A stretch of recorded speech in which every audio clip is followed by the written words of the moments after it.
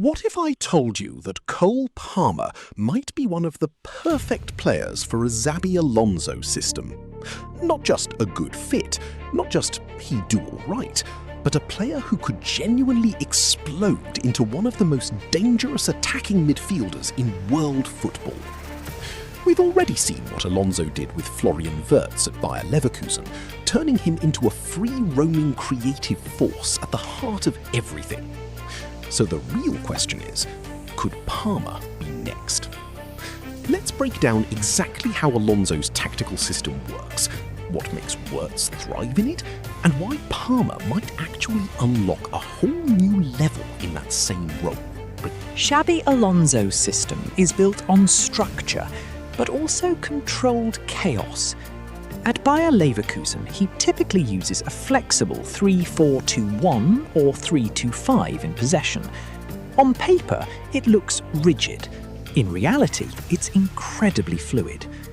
The key idea is this: create overloads centrally, isolate talent in half spaces, and give creative players freedom between the lines. Instead of relying on a traditional number 10 who stays static, Alonso uses advanced midfielders who constantly rotate, dropping deep, drifting wide, or attacking the box depending on the phase of play. That's exactly where Florian Wirtz shines. Wirtz isn't just a playmaker, he's a connector. He receives the ball in tight spaces, turns under pressure, and instantly accelerates attacks with progressive passing or carries. And that's where Cole Palmer enters the conversation. Cole Palmer isn't your traditional winger or attacking midfielder. He's more of a hybrid, part creator, part finisher, part rhythm controller.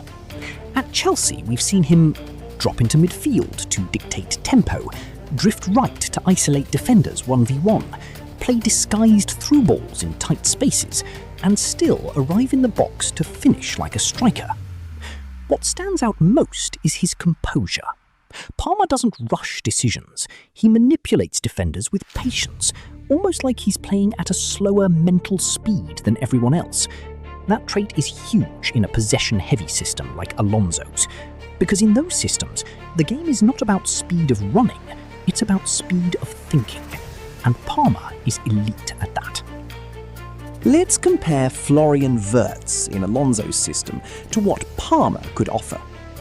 Wirtz thrives in what we can call the free 10 zone, those pockets between opposition midfield and defence.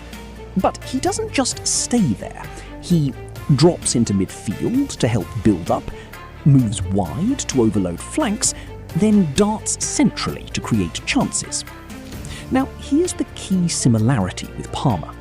Palmer already does this at Chelsea, just in a less structured environment. The difference is that Alonso would formalise those movements.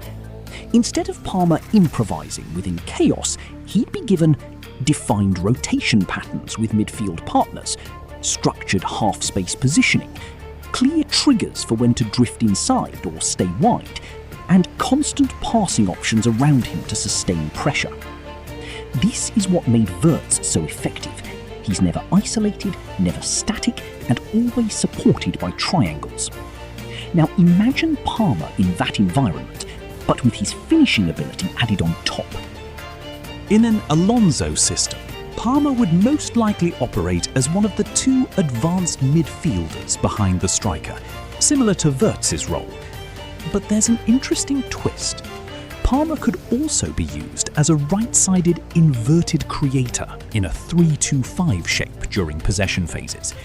That would allow him to start wide to stretch the pitch, drift inside onto his left foot, combine centrally with the striker and opposite midfielder, and still arrive late into the box for scoring chances. This is where things get scary, because Alonso's system creates constant numerical superiority in midfield zones.